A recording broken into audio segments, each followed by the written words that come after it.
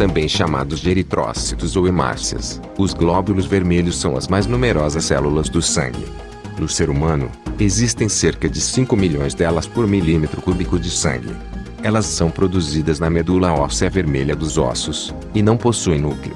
Os glóbulos vermelhos dos mamíferos não possuem núcleo, pois eles são eliminados durante o processo de diferenciação da célula. Nos demais vertebrados, o núcleo se mantém, mas não é funcional. Observando o esquema ao lado, os glóbulos vermelhos se formam na medula óssea vermelha através dos eritroblastos, células originadas pela diferenciação de células-tronco mieloides. Durante a diferenciação, os eritroblastos dos mamíferos eliminam o núcleo e sintetizam uma grande quantidade de moléculas de hemoglobina, transformando-se em reticulócitos. Após essa etapa, as membranas citoplasmáticas, as mitocôndrias e os ribossomos são eliminados, e assim forma-se o glóbulo vermelho. Terminando esse processo, o glóbulo vermelho passa para a corrente sanguínea.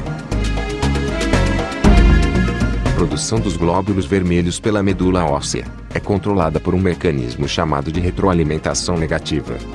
Se os tecidos não estão recebendo oxigênio suficiente, os rins reagem estimulando a transformação de uma proteína do plasma do sangue em um hormônio chamado eritropoetina. Este hormônio estimula a eritropoese, que consiste na produção de glóbulos vermelhos.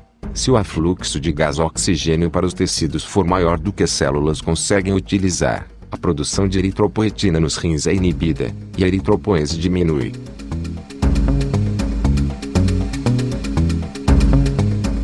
Os glóbulos vermelhos apresentam uma forma de disco côncavo em ambos os lados, como podemos observar na imagem abaixo.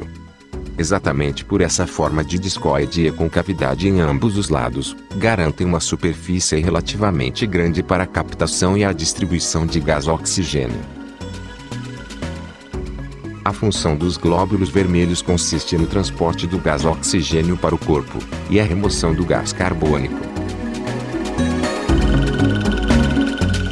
A cor vermelha dos glóbulos vermelhos se deve pela presença de um pigmento chamado hemoglobina. A hemoglobina, então, exerce uma importante função no transporte dos gases respiratórios. Observando o esquema abaixo, os glóbulos vermelhos são capazes de absorver o oxigênio. O processo tem início nos pulmões através de um processo chamado de hematose, também chamada de trocas gasosas. Então, no processo de absorção, o gás oxigênio se combina com a hemoglobina, formando a oxihemoglobina. Nos tecidos, essa combinação é desfeita e o gás oxigênio passa para o interior das células.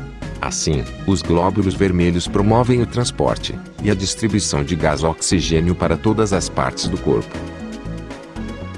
Assim como transportam o gás oxigênio, os glóbulos vermelhos também transportam o gás carbônico dos tecidos até os pulmões.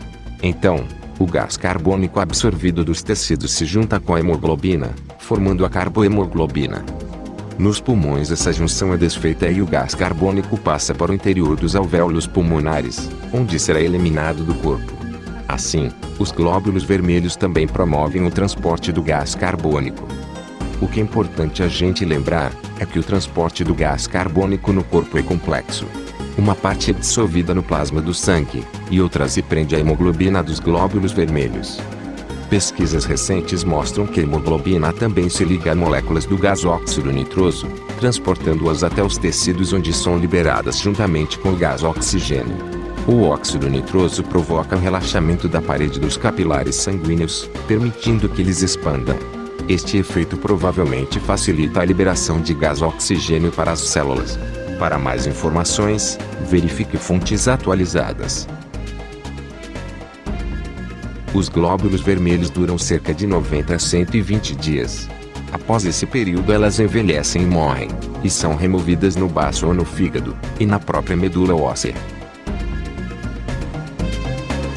Edição: Marcos Oliveira.